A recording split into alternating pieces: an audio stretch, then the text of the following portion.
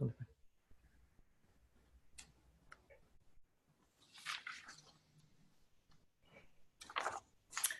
Hello, everyone, and thank you for joining us for today's webinar. My name is Sarah Speltz, and I am Associate Director of Alumni Programs at Boston University.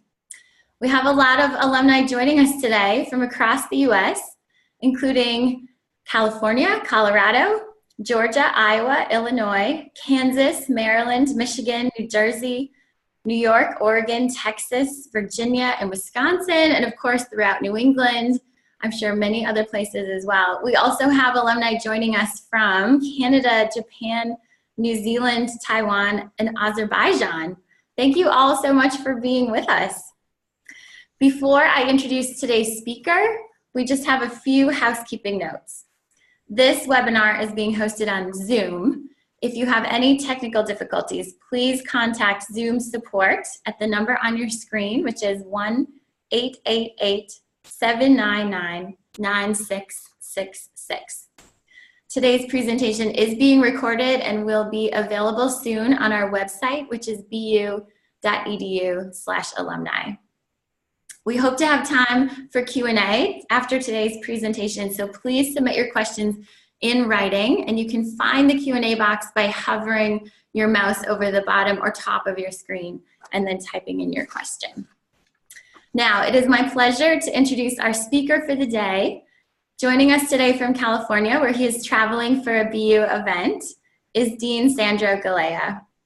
Sandro Galea, a physician and epidemiologist, is Robert A. Knox Professor and Dean of the Boston University School of Public Health. He has published more than 800 scientific journal articles, 50 chapters, and 13 books, and his research has been featured extensively in current periodicals and newspapers. Dean Galea holds a medical degree from the University of Toronto and graduate degrees from Harvard University and Columbia University. He was named one of Time Magazine's Epidemiology Innovators and has been listed as one of the world's most influential scientific minds. He is here with us today to talk about his most recent book, just published this spring. It's called Well, What We Need to Talk About When We Talk About Health. I have a copy here. I had the opportunity to read this book over the weekend, so I was thinking about it this morning on my way to the gym, which is only a 10-minute walk from where I live. This gym is also only 1 block from my doctor's office and 3 blocks from my grocery store. I share this information not to brag about being a healthy person, but because reading Dean Galea's book made me very aware of the privilege I enjoy in being able to access health in the ways I do every day without even thinking about it. But let's focus our attention on health and not just our own. Dean Galea, thank you so much for being with us today. I'll let you take it from here and rejoin when it's time for questions. The floor is yours. Well, thank you very much, Sarah, and thank you everybody for joining from all over the country, all over the world. So as Sarah mentioned, the what we need to talk about when we talk about health is a subtitle for the book that I had that just come out called Well. And I'll show you the picture of the book afterwards. But really part of why I wrote this book, perhaps the central reason, is because I feel like we need to think and talk about health quite differently. And I will make the case in this sort of next 35, 40 minutes that there are plenty of reasons why we should talk about our health differently. And to do that, I will start with the simple question, which is, what is wrong with our health? In some respects, if our health, everything was fine with our health, well, there's no point in talking about it differently. Everything is going well. But let me make a case for why our health and our national health, I'm focusing nationally here, although one can make a similar argument globally, is nowhere near as good as it can be. So let me start with a measure of mortality. This is a measure of death from non-communicable diseases, which means things like cancer and heart disease. And what you see here is that the United States, which is the red bar, has a higher death rate from non-communicable diseases than all other high-income countries, countries like Denmark and Greece and Spain and Italy and Norway. And I could show you this for any number of conditions that shows that we have higher death and more illness than any other high-income countries. I'm not comparing ourselves to low-income countries like sub-Saharan African countries. That's not a fair comparison. But comparing us to high-income countries, we have worse health indicators. And not just that, we have worse indicators at all ages. So the way to read this is, these are age groups, and this is death rate. And I want you to see two things. Number one is you see a U-shaped curve, and that's very typical because the death rates for all people is always lowest at the sort of late adolescent, young adult age groups, and you see that as the lowest part in the middle. But then I want you to see the blue and the red bar. The blue bar is death rate in the US. The red bar is the median of other high-income countries. And what you see is that essentially we kill more infants, more newborns, more children, more young adolescents, more middle-aged adolescents, more young adults, more older adults than any other high-income country. And that is arguably a problem. That is a real problem. Now, most people who are on a webinar like this probably know this because you know things about health and nothing else because you sort of self-selected into spending some time listening about health. But what we tend not to know, what we tend to forget, is that it wasn't always like that. In fact, as recently as about 35 years ago, we were in the top half of countries doing on health. So this looks at life expectancy, which is how long we can expect to live, and starting from 1980 to the present. And what you see here is the red dot is the US, and the gray dots are the other high-income countries. And what you see here is that in 1980, we were at the high end of other countries, and look what happened. We sort of drifted to the bottom. We've kept going up more or less, but we drifted to the very bottom. And as we did that, other countries like Singapore and Chile, Costa Rica, Japan have surpassed us in life expectancy and in health. And perhaps one other way of looking at this is this graph, which I really quite like, because it's sort of ironically called American exceptionalism, which shows that, this is from the Washington Post, until the late 80s, we were in the blue, which means that we were gaining life expectancy compared to other high-income countries. And since that time, we've been in the red, which means we've been losing life expectancy compared to other high-income countries. Now, one thing that I've always found puzzling about this in my own thinking, in my own scholarship is, well, why is that? And maybe it's because we do not care about health, but it's not true that we do not care about health. If we measure what we care about by how much money there is that we invest in health, you actually see that we care about health a lot, because our health expenditures, which is the green line, compared to all other countries, which is the blue line on average, and the gray lines, is you see that we have been spending more and more on health, and we spend at the moment 40% more on health than the closest other competitor. So we care a lot about health, we spend a lot of money on it, and we get much less out of it than other countries. And in fact, this one graph perhaps makes the case most. What you have here on the x-axis is spending, on the y-axis is life expectancy, how long you can expect to live. And what you see is this gray mass of other countries, they all go up together, right? You spend more, you get more. But you look at us, we spend more and we get much less. And I would challenge you all to think about, well, what other sector can you think of where we spend more than all other countries and we get less than other countries? And the answer to that is, it's really hard to think of any other sector like that. Sometimes I hear education, but in education, we do not spend more than other countries. So we spend more and get less, which creates a really interesting conundrum for us. And now this brings me to the theme of the talk and the theme of the book, which is, why is this? Why is this? And I've come to feel increasingly that that is because we think about health the wrong way. And as a result, our expenditures are wrong. So what I want to do now is tell you about what is it that I think we need to talk about when we talk about health. And just for those who would like to map out their next 25, 30 minutes, I'm going to talk about 8 different things that I think we need to talk about when we talk about health. And in the book that Sarah mentioned, I have 20 chapters. So I'm going to be giving you a bit of a snippet of 8 of them. So let me move on. Number 1, the first thing we need to talk about when we talk about health is we need to talk about health and not healthcare. Now, I paused when I said that because I wanted to let that sink in, also because I want to get a little bit of coffee. But we frequently mistake health and healthcare, and that is part of our challenge. And I will explain that first by telling you a story. So this gentleman is Blind Willie Johnson. He's a blues man. He was born in Texas at the turn of the 20th century in the 1900s. And the story goes, he was born sighted, but he was blinded when he was about age 7 because his mother threw a lie in his face in a domestic violence incident. He grew up poor, blind, black in Texas, learned to play the guitar, made a living busking, not a very good living as you can imagine, but that's why we remember him, because he recorded a number of songs. And he got married. Him and his wife were living in a house that burned down, and they had no money to live anywhere else, so they kept living in the burnt down husk of the house. When he turned 40, he developed malaria. Malaria is quite common in Texas in the 1940s.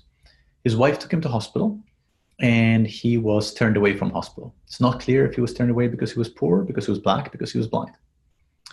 And then he died. So the question is, well, what killed Blind Willie Johnson? Well, what killed him was his malaria. Malaria is what killed Blind Willie Johnson. But the reason I tell that story is because it's really clear that it wasn't just malaria that killed Blind Willie. It was also homelessness. It was also poverty. It was also domestic violence. It was also racism. It was also poor access to care. So malaria is the healthcare. Our investing in malaria is in healthcare. Our challenge is that we do not invest in health, which is in the other pillars, the pillars of homelessness and racism, domestic violence, and access to care and poverty that all characterize Willie's life. Now, I'm telling you that as an extreme example on purpose, but I think when you hear that example, it's hard not to recognize that these other forces are the forces that generate health, while the malaria, metaphorically, is what healthcare is all about. Now you say, okay, well, this is an extreme example, but is today different? Well, today isn't really that different. This looks at what is it that causes health and what is it that we spend our money on. So this is a little bit out of date now. It says we spend 2.6 trillion on health. We actually spend 3.3 trillion today. But the left bar shows what causes health. Medicine, access to care is about 6 to 10%. Genetics, 20%. Our environment is 20%. Health behavior is about 40%. The orange is a bunch of other stuff. But that's the left is what causes our health. The right is what we spend on. And we spend all our money on healthcare. Hence the difference between health and healthcare. Now, I said earlier that we spend more on health than all other countries in the world. And in truth, I was misleading you when I said that. We do not spend more on health than other countries in the world. We spend more on healthcare than all other countries in the world. In fact, when you combine our health expenditures with what's here called social service expenditures, which means essentially spending on all the other stuff I talked about, the blue is healthcare, the orange is everything else. What you see is actually we're not spending more on health. We're actually spending really very much in the middle compared to other countries, because when you add the two together, we are not spending more than everybody else. What you see here is the blue bar is what we're spending more on, and that's our expenditure on healthcare. Now, for those of you who are from New England, or those who are still in Boston, although you know you all have been through Boston, you know that Boston is the hub of health in the country, perhaps the world. So in some respects, I'm often faced with speaking to audiences who say, well, yes, this is a problem, but perhaps not a problem in Boston. And I'm here to tell you that this is a problem all over the country. In fact, here's expenditures in Massachusetts government spending over a 15-year period. And what you see here is the increase in spending on healthcare and the staying the same or decreased spending on primary, secondary education, law and public safety, mental health, public health, higher education, early childhood education, environment, and recreation. So we collectively spend an enormous amount of money on healthcare, on treating malaria once we already have it. And we underspend on the forces that keep us from getting malaria to begin with, to use the Blind Willie Johnson metaphor. So point A, we need to be careful and talk about health, not healthcare. Point B, health emerges over life lived. We tend to think of health as a point in time. We tend to think of health as there is a person who is sick today, and what pill or surgery can we give her to fix her? When we see health that way, it is very natural for us to think of health as being something that requires medical intervention. But when we start thinking about health and recognize that it comes over a life lived, you realize that you need to invest in the structures around the life lived to generate health. And perhaps to make this story as clear as possible, I thought I would use a cartoon. So here's a cartoon, which you can all see. And there are two panels. One is Richard on the left, one is Paula on the right. And I'm going to read you their stories. Richard, his parents are doing okay. Here's Paula, her parents not so much. Richard's house is warm and dry, shelves are full of books, fridge is full of food. Paula's house is full of people, not much else. Damp, noisy, she keeps getting sick.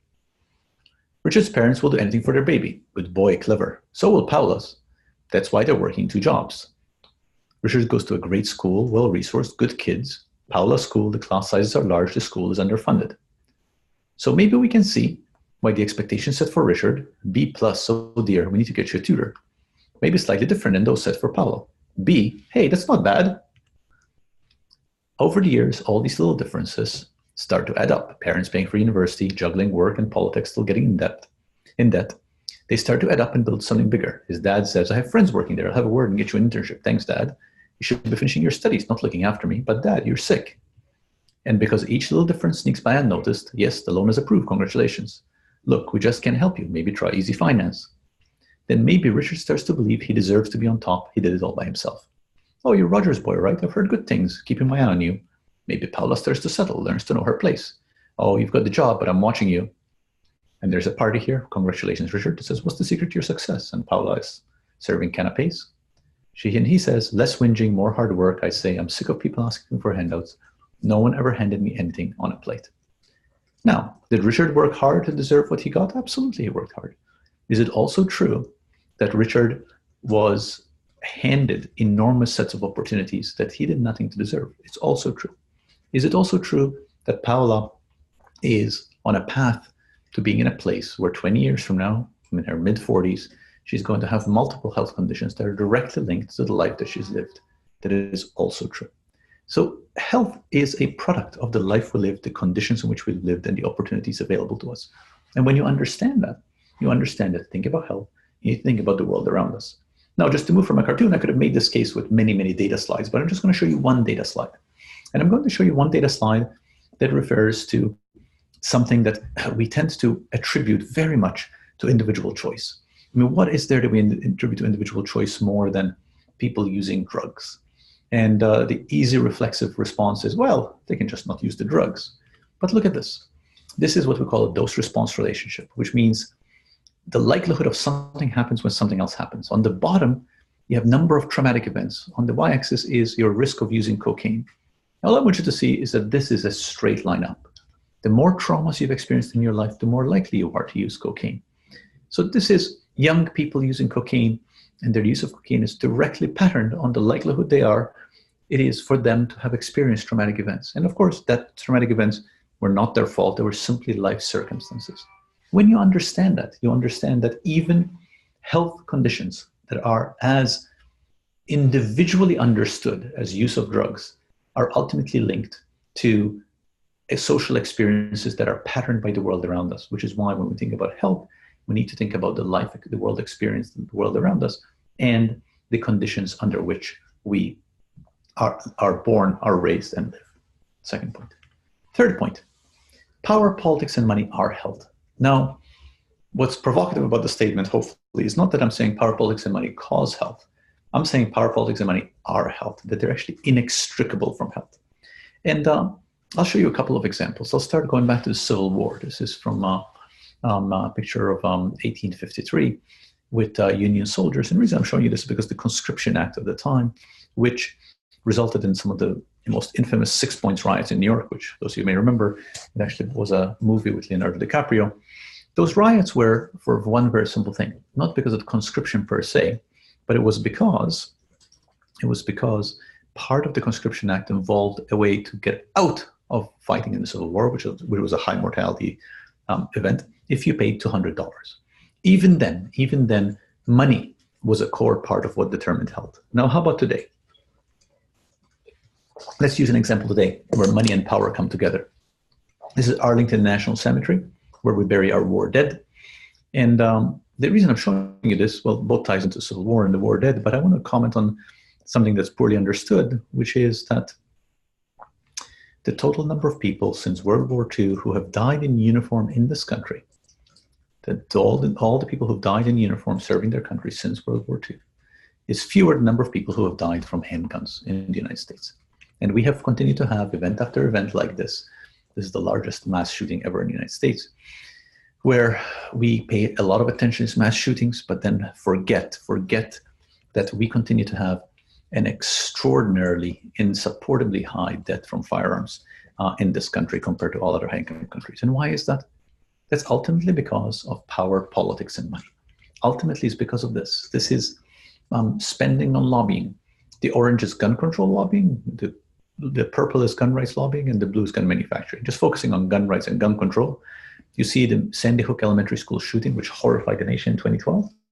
And you see how the gun control lobbying went up. See how the orange bar went up? But look at the gun rights lobbying. See how much more that went up. Ultimately, we accept the deaths due to firearms because of power, politics, and money that are privileging a commercial product over the health of the public. Now, I choose guns because it's controversial, and sort of feel like in these talks it's important to give you things to think about, perhaps to disagree with, and that's okay. But I could show you this in many other things that are perhaps less controversial. This is subsidies for corn and obesity by US state. What you see is the more corn subsidy, the more obese states are. So corn subsidies are, of course, directly linked to politics and power and money. And that is directly mapped on to likelihood of obesity, which is associated with a whole range of other diseases.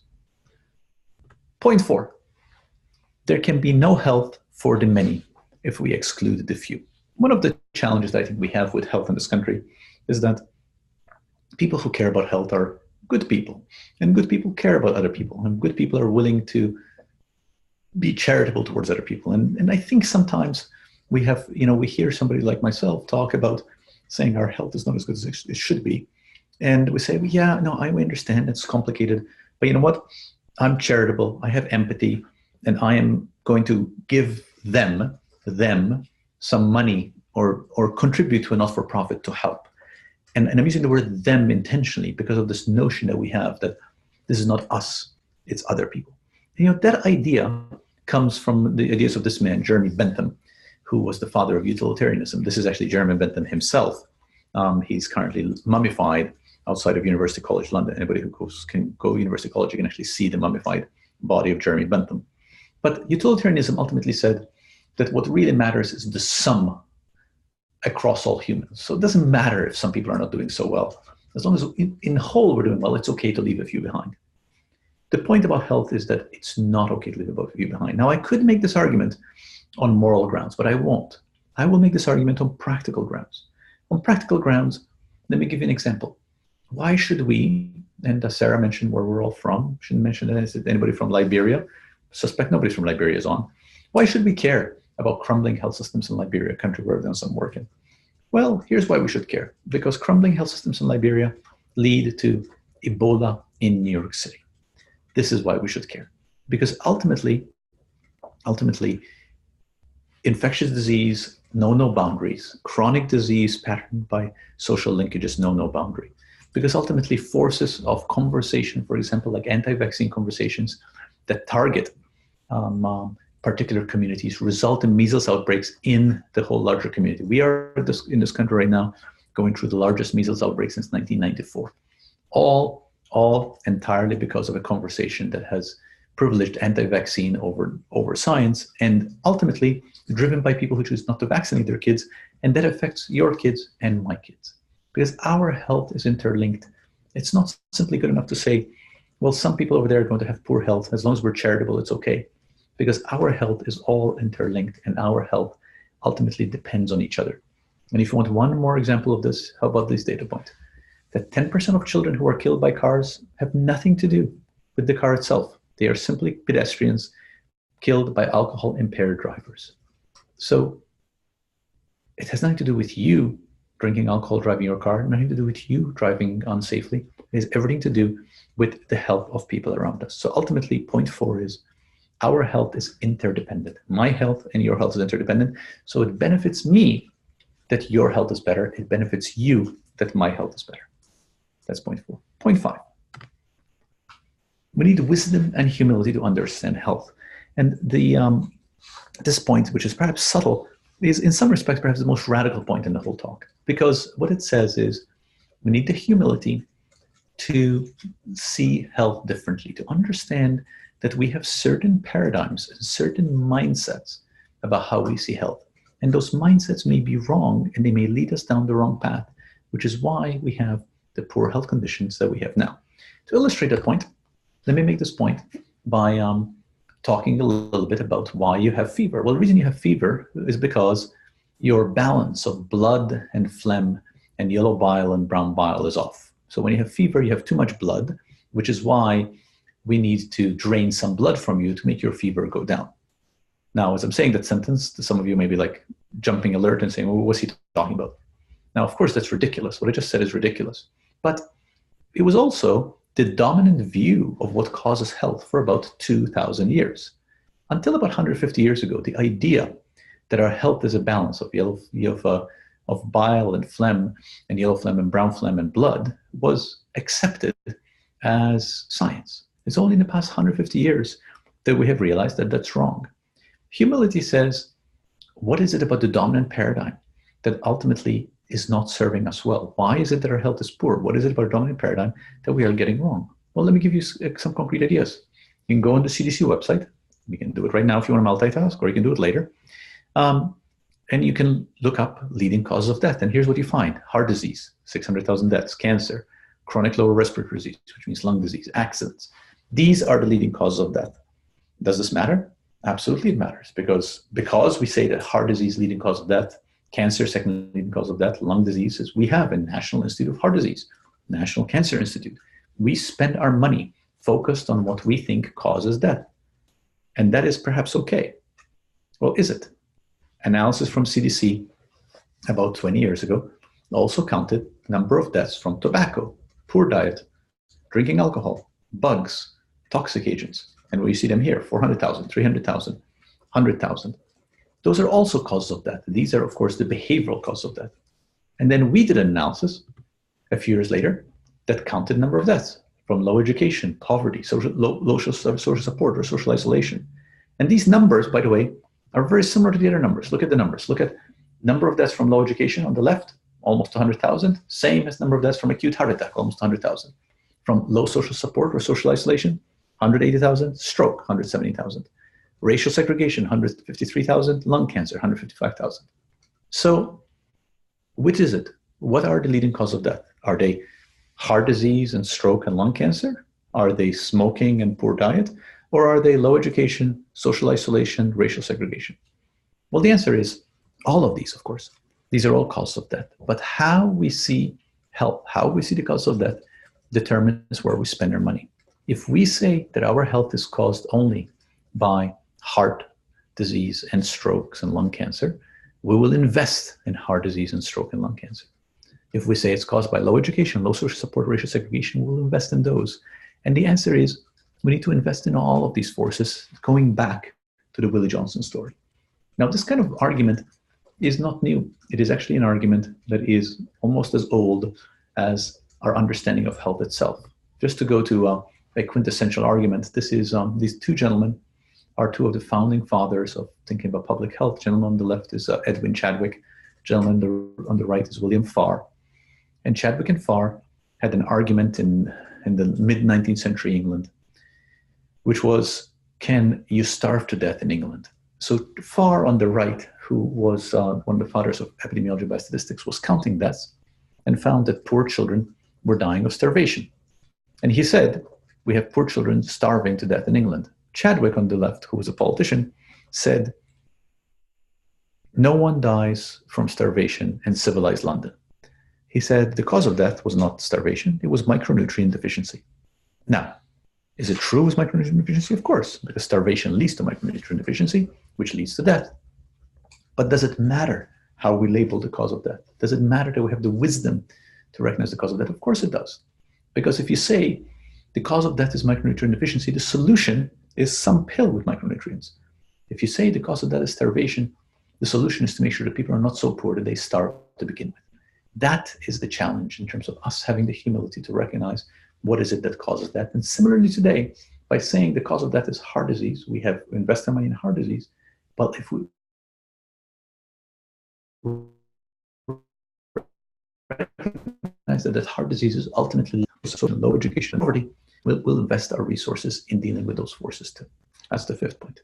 Sixth point, we need to think of health as a public good. We need to think of health as something that depends on all of us, that ultimately is the provenance of us as a collective, that unless we pay attention to as a collective, we are always going to be falling short on. And this comes from the definition of a public good, which is the classic John Kenneth Galbraith book, which says a public good is something that does not lend itself to market production, purchase, and sale. Must be provided for everyone, if they are to provide for anyone, and they must be paid for collectively or they cannot be had at all. Now that, of course, for those of you who are paying attention and reading that, you'll recognize that is the furthest from how we tend to think of health. Because we tend to think of health as something that is for me, by me, which I can buy for myself. So you might be thinking, well, that's so far from where we are today. How is that possible? How is it possible to get to a place health does not lend itself to market production, purchase, and sale, because really, we can never do that. We live in a society where everything is about market production. That's just not what we do. But is it? I actually argue that we actually do this, and we do this quite a bit. And we do this, I'll give you an example. This is New York City, it's Manhattan. In the middle of Manhattan, the most expensive real estate market in the country, we have decided to allocate this enormous piece of land to a park that is shared by all, that is a public good. It's not bought and sold. It is a park that's shared by all. Now, you might be thinking, well, okay, well, the park is just how it's always been. But I would argue that we make a conscious decision to have the park where it is. And in fact, we could actually choose to do this. Divvy up the park into 1.5 million pieces, the number of residents of Manhattan, and give everybody a small, tiny bit to make their own. Now, you're all thinking, well, that's absurd. That would do nothing. And that's exactly the point. That is absurd. That would do nothing because nobody would be able to do anything with a small, tiny postage stamp size piece of park. It actually would be a utter waste of resources. It would be us not thinking of the park as a public good. And this is what we do on health all the time. When we do not think of health as a public good, what ends up happening is things like this. We end up poisoning people like we did done in Flint because we do not recognize that our health collectively depends on public goods like the air we breathe, the water we drink, the food we eat. And unless we invest in those, our health will suffer as it is today. Point seven, health ultimately has to be informed by and sits on a heart of compassion. Now, what do I mean by compassion? I will actually go to one of Boston University's most famous alumni, Martin Luther King, to talk about compassion. Here's a quote from Martin Luther King where he says, "True compassion is more than flinging a coin to a beggar. It comes to see that an edifice which produces beggars needs restructuring." Now, I'm actually, as Sarah mentioned, happen to be today in San Francisco, where I'm doing some alumni events. And San Francisco is a perfect example of this. So San Francisco has real challenges fundamentally with homelessness amidst tremendous wealth. This is an edifice that ultimately needs restructuring. Compassion doesn't simply say, let's just do a small thing to help the homeless. It says, how is it that we understand the fundamental problems so we can do something about them? Now, how does that apply to health? Well, let's go back to firearms, the topic which I said earlier I had raised to be a bit provocative. Well, we are not being compassionate about firearms. We are not asking ourselves what's the fundamental problem. What we're doing is we are doing things like this. We are sending tweets that are hypocritical tweets. These are all by politicians sending thoughts and prayers every time there is a mass shooting. That is the classic flinging a coin. That is not saying what is the fundamental problem. Let me give you a dramatic story of lack of compassion. Let me give you a dramatic story of how when we do not tackle the fundamental problems, we end up making horrible, horrible mistakes. And I'll take this, I'll tie this back to Ebola, because I mentioned Ebola earlier. This is Salome Karwa. She was a nurse in Liberia, a country where I've done some work, which I mentioned earlier. And Salome got Ebola. She got Ebola and she lived. About half the people with Ebola in Liberia lived. It's a horrible disease, but she lived. And then she did something unthinkable, which is she volunteered to work with Ebola patients. Can you imagine? Can you imagine getting Ebola, living through that horror, and then volunteering to work with patients with Ebola? That made her a real hero to my mind. And she was on the cover of Time magazine as one of the Ebola fighters and as one of the persons of the year that year. Salome, after the Ebola epidemic passed in Liberia, she was having her fourth baby. She had obstructed labor, and her husband took her to the hospital, the main hospital in Monrovia, Liberia, which is called the JFK Hospital, actually, and to help her with obstructed labor, and she was turned away from hospital. You know why she was turned away? She was turned away because she had Ebola, and the doctors there were worried that she might spread Ebola, even though, of course, she was Ebola-free at the time. And then Salome Karwa died. So why am I telling you this horrible story? I'm telling you this story because, to my mind, it is the problem with a lack of compassion. It's a lack of grappling in the system with the fundamental issues that ultimately are driving fear of a disease like Ebola, with the fundamental issues that keep creating these health injustices, and that by us trying to just plug the gap, just fill the hole one at a time, it does not let us get to real solutions. Now, I chose a story from West Africa. The danger of that is us thinking, well, it's just there. It's not a problem that we have over here. But we have this problem here all the time. This is racial segregation and poor life expectancy. This is a map of Chicago. All I want you to look at is the darker colors in both maps. On the left, in darker color in blue, on the right, darker colors in red. And what you see is a direct mapping on to where we have racial segregation, where essentially blacks and whites live divided lives with poor life expectancy. Racial segregation is a classic example of something which we can do something about, which is ultimately socially patterned, socially structured, and is directly associated with poor health in this country. And it is because we do not lean on compassion and say, we should not be flinging a coin to a beggar. We should be saying, what is the fundamental problem and what can we do about it to produce health? And the last point I want to talk about today is freedom. Because one of the criticisms of when I speak like this that I often get is, well, you don't understand America. You don't understand our Declaration of Independence and the fact that we are founded on fundamental aspirations to freedom. And I'm here to say, I do get that, actually. I do understand it. And I think we simply misunderstand our fondness for attention to freedom, because we tend to privilege the idea of freedom to do things. And we forget that there are two equivalent forms of freedom. One is freedom to do things, and the other one is freedom from things. I would argue that you would like to have freedom from getting fat unnecessarily. This is a map of obesity in the country. And what you've seen in the battle around obesity, if you've been reading the paper, is a very public battle about things like this. This is Mayor Mike Bloomberg. And when he tried to tax soda in New York City, being criticized as being a member of the nanny state. But really, obesity, the understanding of obesity as being a matter of freedom to only is a mistake, because obesity should also be a matter of freedom from. No, freedom from what? Well, freedom from eating a bagel unsuspectingly today and having twice as many calories as you would have 20 years ago. I don't know how many of you had bagels, but today bagels have 350 calories. Well, 20 years ago, you used to have 140 calories. If you had a muffin, goodness helps you, because the muffin has 500 calories. Well, 20 years ago, it had 200 calories. And one day even get into pasta, 1,000 calories versus 500 calories, and French fries, 600 calories versus 200 calories. So we should be demanding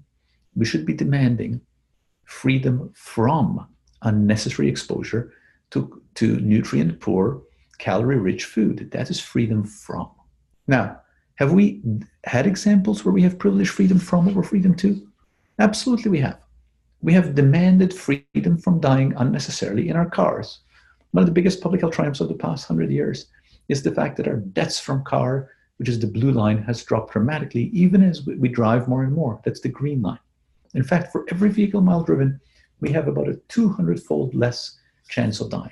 That is because we have privileged freedom from dying unnecessarily through embracing seatbelts and airbags and shatterproof glass and laws against drunk driving and shoulders on the side of the road. That is where we said freedom from dying matters to us as much as the freedom to get into a car without a seatbelt and without an airbag. So ultimately, my argument is not against freedom. It is simply an argument against freedom from unnecessary death and disability. It is an argument that I think is entirely consistent with the American narrative. And it is an argument that says that we should be maximizing health so that health can become a means so that everybody can live the healthiest possible life to achieve the ends that they wish to achieve. So I'm going to end, but I would like to end with one concluding metaphor. And the concluding metaphor is about sports, because everybody knows Boston is a sports city. We've all spent time in Boston. And I would like to end on the metaphor about the sport that I care about in my family, which is soccer. Now, soccer, which is gaining a lot of popularity in America, so I presume that many of you on the call know soccer, but many of you don't, is a sport which has 11 people on one side and people on the other side. And they try to score the ball into the net and on either side. And out of 11 people, one person is the goalie, and they can use their arms and their legs. Everybody else just uses their feet. That's why soccer is really called football. And when you don't know soccer, you think that if you have the best possible goalie in the world, you're always going to win.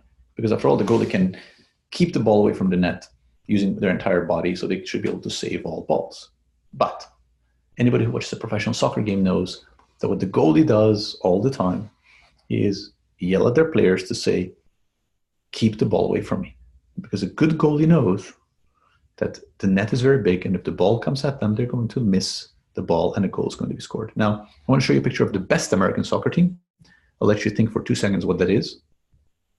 And that, of course, is the women's national soccer team. This is the team that won the World Cup 3 years ago. The goalie is the person in the middle. The other 10 women in blue are the other players. So the goalie can stop the ball with anything she has. The other players have to use their feet. And the goalie yells to the other players, keep the ball away from me. Now, why am I telling you this? I'm telling you this because the goalie is medicine. The goalie is, when we're sick, it's what makes us better. And we want a good goalie. I want to be clear that my argument is not an anti-medicine argument. My argument is not an or argument, it's an and argument.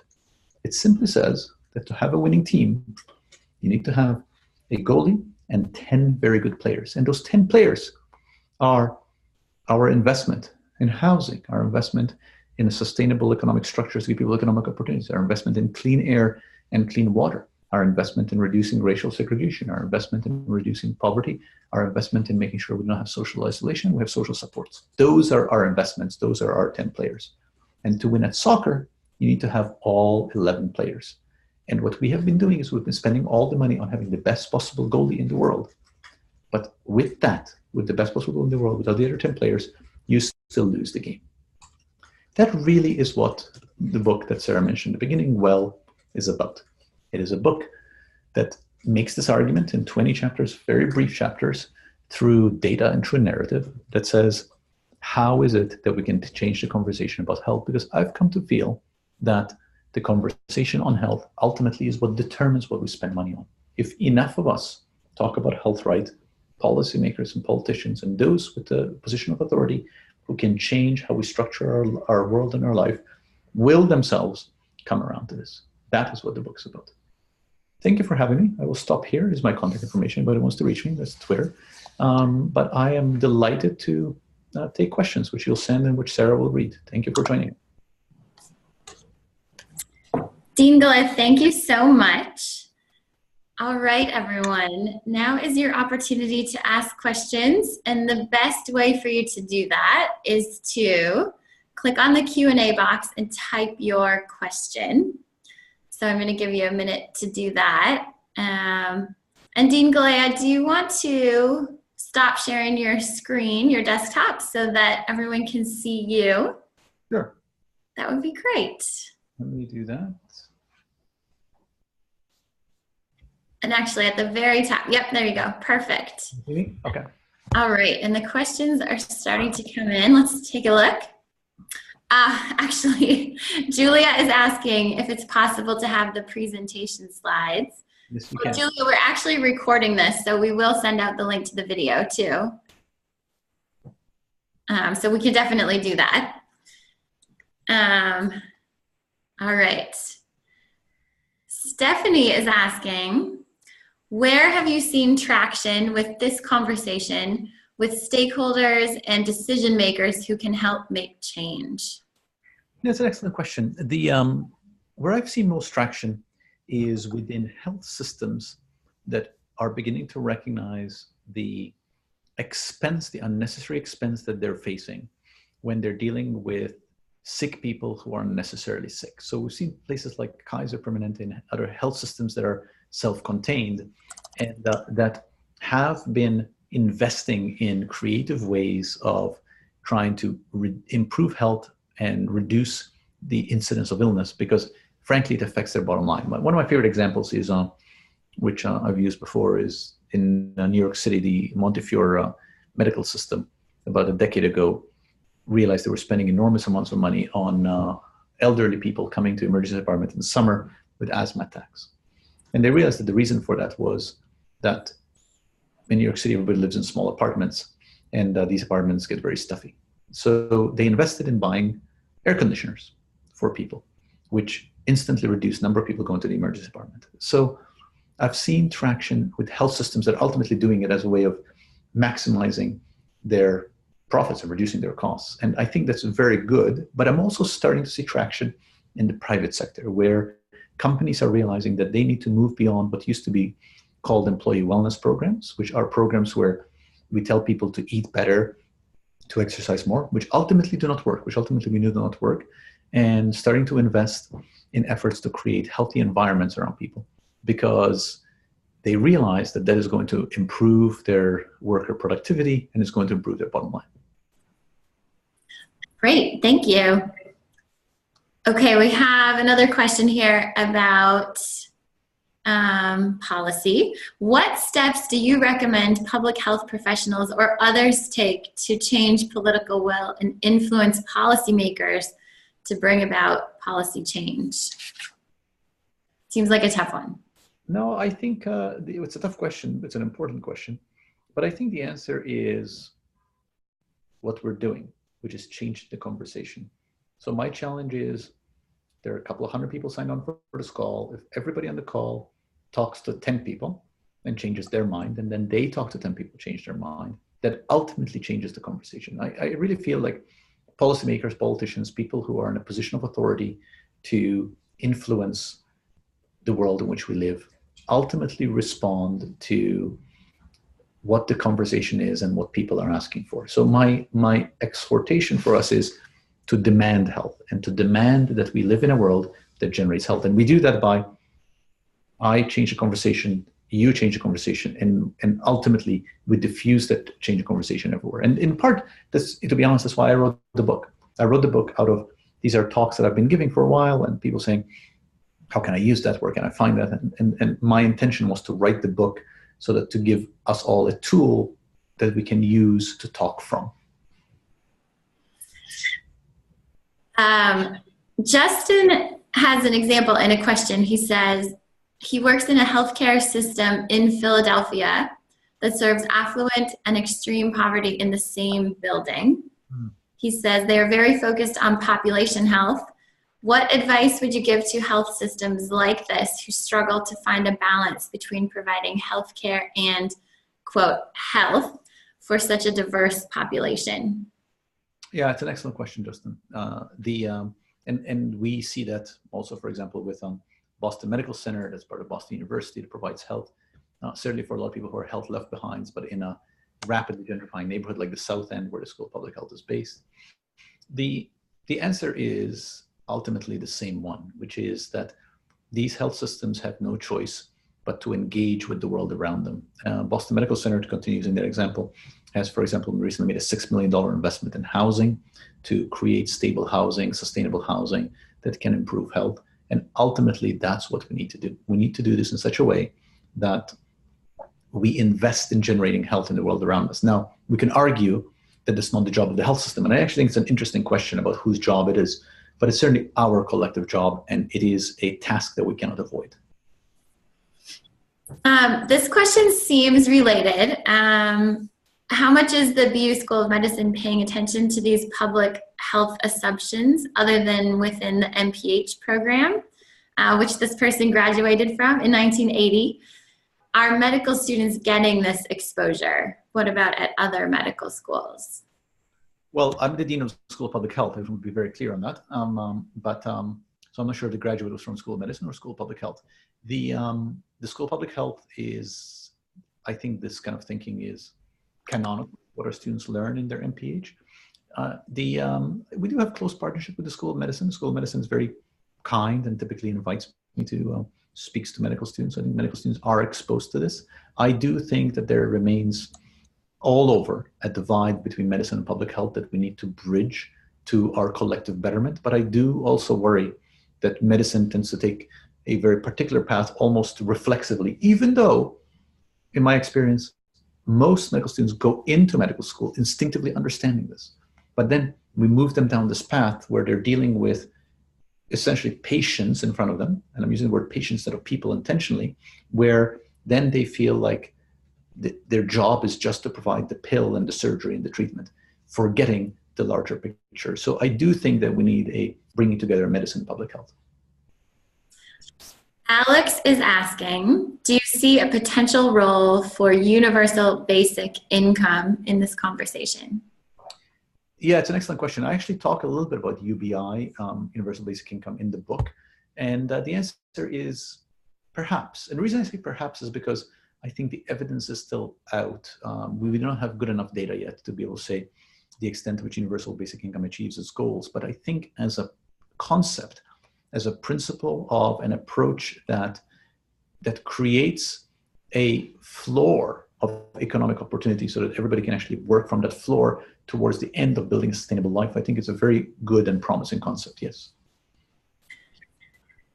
Rachel asks, or says first, I know this work will take a lot of policy change, but if you were to tackle one policy first to have the most impact, on these social determinants of health, what would that be? Would it be in the realm of income inequality, education, social support, racial segregation, or other? Mm-hmm. Yeah, it's an excellent question. And clearly, Rachel understands the complexity of all these forces. I've come to feel like if we were to do one thing, one of those sort of famous, if you're the ruler of the universe, you may wave a magic wand and do one thing. I would focus on quality education for all children from the earliest age. That at the end of the day, if we educate our children, all our children, with quality education, we instantly create a groundswell of opportunity for all children, which will benefit them and benefit all of us. But I say that within the full context that Rachel correctly pointed out, that no one thing alone will make a difference. This is ultimately a complex of many things. And but if I were to do one thing, that's what I would do. The next question, I think, is also related to what all of us could possibly do. By shifting the conversation from medicine, it seems that everyone will have more responsibility for a positive health outcome. Do you get pushback or buy-in from the regular people on the street? Are there suggested courses of action for the private citizens? I really enjoyed that question. I really enjoyed the point that everybody bears more responsibility, that we're saying it's not just the doctor's responsibility to make us better. I think I've had both pushback and buy-in, and but I really appreciate how, sorry, I forget the questioner's name. I think I just got a last name, S. Witt, who also, by the way, said brilliant presentation before asking the question. Thank you to the person who sent the question. But I really like your paradigm of pushback and buy-in, and I think this elicits both. It elicits both pushback and buy-in, because you're right. You're completely right that this sets the bar higher. It says it's no longer just their responsibility, the doctors over there. It's our collective responsibility. But at the end of the day, what I find is that once people understand it, sometimes I get people say to me, well, everything you're saying is sort of obvious. And my answer to that is, good. I'm glad it's obvious. And if it's obvious, we should act on it. If it's obvious, we should actually act on it in such a way that then it changes how we think, and that we assume collective responsibility, and that we take on collective buy-in. But the answer is I get both. And I do think that this requires a shift in our conversation, our thinking. But I'm also optimistic. I also think such a shift is happening. It will happen in time. We have some recent graduates listening in. So here is a question from a younger alum named Michelle. Where would you advise innovative providers, especially new graduates, to put their efforts? So I think that we need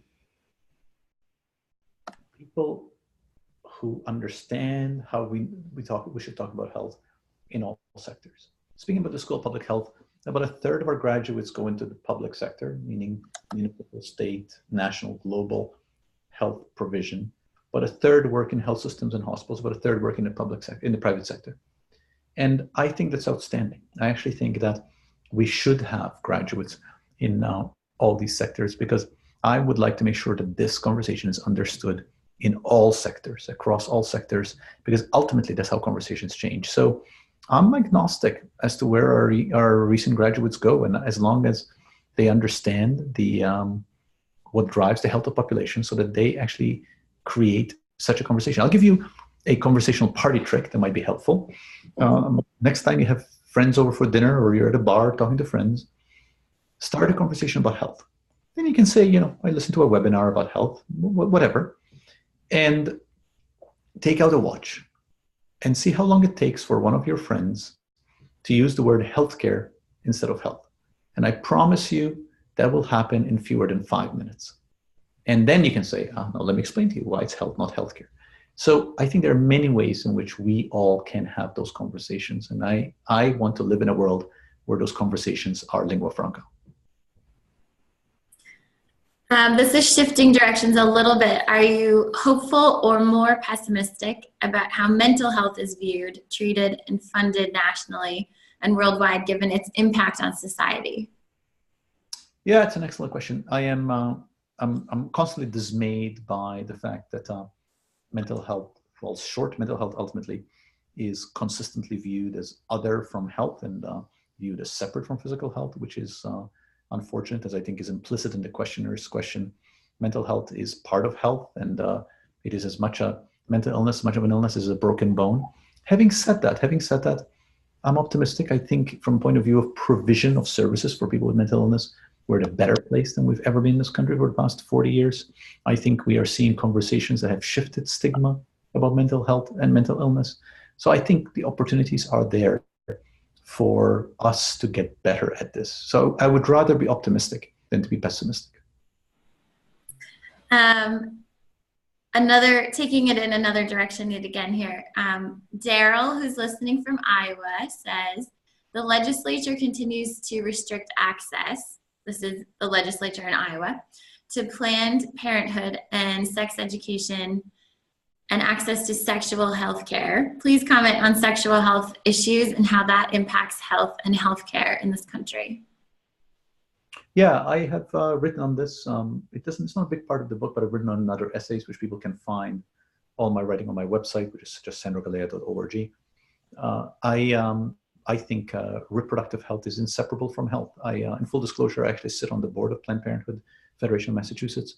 I think going back to my second point that I made, which is politics, power, and money are health, I think reproductive rights have been caught and in ultimately political power arguments in this country that are a real national tragedy and shame, that you cannot have health without reproductive health. You cannot have health without reproductive rights. Similarly, tying it back into the previous questioner, you cannot have health without mental health. These are all pillars of generating health in society. And the fact that particular political actors have used for political reasons values-based arguments to deprive half the population, at least half the population, of reproductive health is really a tragedy.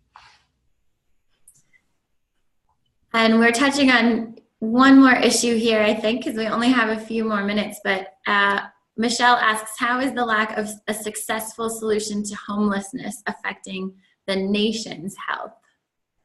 Yeah, these are terrific questions. I mentioned earlier, I'm having me in San Francisco this morning, and which of course is a city that has real challenge with homelessness. I think homelessness is a really tough problem. It's a tough problem in cities like San Francisco and places like New York, even in Boston. And I think homelessness has enormous impacts on health, and not just homelessness in the sense we typically think of it, which is people having to sleep on the street, but also marginal housing and people living in substandard housing. Data are pretty clear. Once you go from substandard housing to good housing, you double people's mental health, for example. So I think it's a real problem, and I do think that homelessness in some respects is a symptom, a reflection of larger issues of growing inequities in wealth and haves and have-nots and health haves and have-nots. Somebody mentioned a few questions ago about what I thought about inequalities in income. And I think societies stratified, there are always hierarchies. I don't think inequality in and of itself is necessarily a sign of an unhealthy society. I think inequity is. I think societies that where people who are are barred from achievement, and they're barred from achievement because of accidents of birth and because of circumstances around them, that ultimately is what makes for an unhealthy society. And I think homelessness is a symptom, a reflection of that.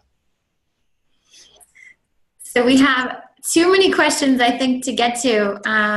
Dean Galea, there were a couple of questions that did relate to education about food, organic, local, plant-forward menus and eating. I don't know if you want to comment on that really quickly before we wrap up. Someone also asked for your website, which I can send out to everybody. So don't worry, I'll send the link to his website. But please, thank you. I'll just comment quickly about food. That I think the challenge with food is very much is access to what I call calorie is our overwhelming availability of calorie-dense, nutrient-poor food.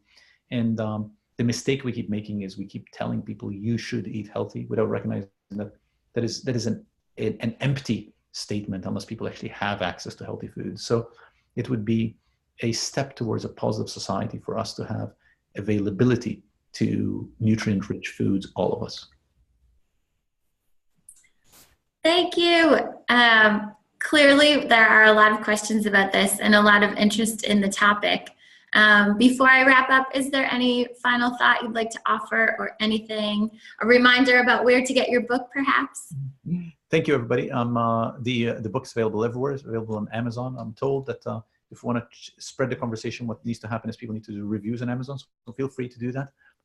Say what you like, what you don't like about it. But ultimately, I'm grateful to everybody for spending an hour on this conversation. This is something I care passionately about, and I really do mean it when I say that I feel like if everybody on this call talk to 10 people, that will move our conversation forward, and that will create a healthier world for our children. So thank you. And thank you, Sarah, for organizing it. You're welcome. Thank you. I would add to the list of things I have the privilege of accessing, I would add the ability to be educated by someone like you and have access to this book. So I appreciate it. And everyone, we hope that we will see you at another event sometime soon. If you go to bu.edu/alumni and you check out the event listing, Dean Galea will actually be in a number of places talking about his book. So perhaps you can go attend one of the in-person events. And we also invite all of you to come back to campus in September for Alumni Weekend 2019. Until then, thanks so much. Have a great day, everyone. Thank you, everybody. Bye-bye.